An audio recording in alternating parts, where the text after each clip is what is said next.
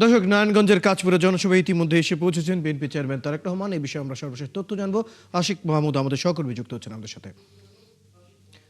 আশিক মাহমুদ, নারায়ণগঞ্জের কাঁচপুরে তারেক রহমানের সমাবেশের সর্বশেষ তথ্য জানতে চাই। ইতিমধ্যেই উনি কি এসে পৌঁছেছেন, এছাড়াও অন্যান্য তথ্যগুলো জানতে চাচ্ছি।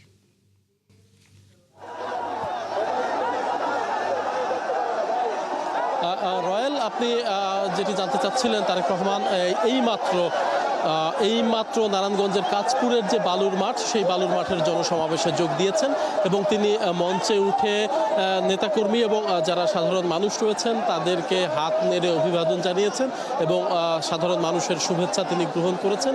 এরই মধ্যে তিনি তার নির্ধারিত যে আসন, সেই আসনে তিনি বসেছেন এবং আমরা ধারণা করছি তিনি আর অল্প কিছুদিনের মধ্যেই তার বক্তব্য রাখবেন। এখন অন্যান্য যে সকল নেতাকর্মীরা তারা কিন্তু বক্তব্য রাখছেন না। রয়েল, আপনি দেখতে পাচ্ছেন আমার সহকর্মী ক্যামেরার মাধ্যমে যে তিনি কিন্তু মানুষকে হাত নেড়ে অভিবাদন জানাচ্ছেন এবং সাধারণ মানুষ তাকে কিন্তু শুভেচ্ছা জানাচ্ছেন এবং যারা তাকে এক নজর দেখার জন্য এসেছিলেন, দুপুর থেকে যারা দীর্ঘক্ষণ ধরে অপেক্ষা করছেন, তাদের সেই অপেক্ষার প্রহর শেষ হয়েছে।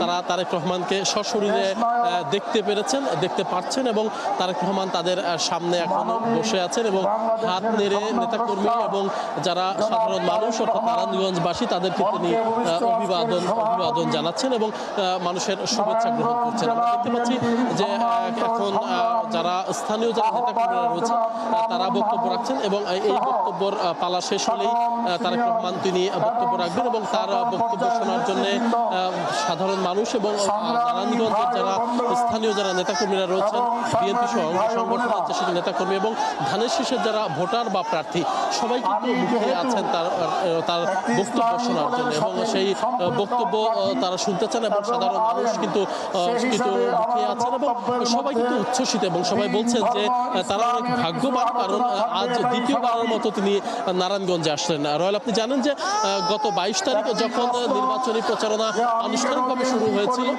তখন প্রথম দিনই তিনি সিলেট থেকে শুরু করে এই নারায়ণগঞ্জের রূপগঞ্জে এসে তার জনসভা শেষ করেছিলেন।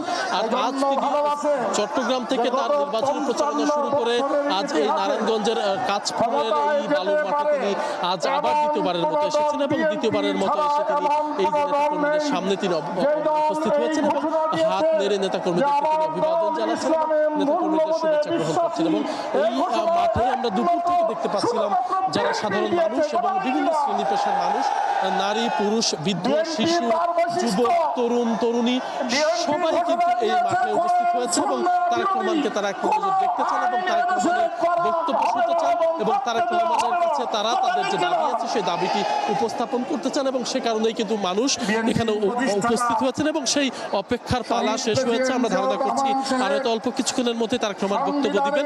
যখন তিনি বক্তব্য দিবেন তখন নিশ্চয়ই আমরা আপনার মাধ্যমে আরো বিস্তারিত আশিক মাহমুদ, আপনি খবর রাখতে থাকুন। প্রয়োজনে আবার আপনার সাথে যুক্ত হবো। যখন তারেক রহমান বক্তব্য রাখবেন তখন আবার আমরা যুক্ত হবো আপনার সাথে।